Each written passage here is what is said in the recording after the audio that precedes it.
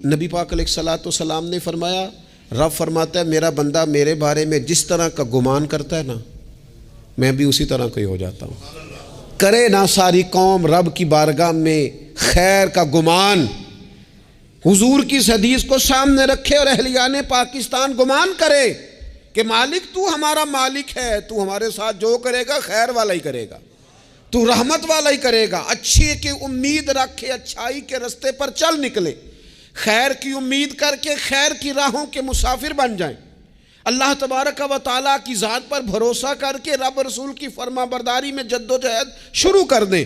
حضور فرماتے ہیں، رب فرماتا ہے بندہ میرے ساتھ جس طرح کا گمان کرتا ہے میں بھی اس کے ساتھ اسی طرح کا معاملہ کرتا ہوں۔ جو مجھے دل میں یاد کرے میں بھی اسے تنہائی میں یاد کرتا ہوں، جو مجھے لوگوں میں یاد کرے میں فرشتوں کی جماعت میں یاد کرتا ہوں۔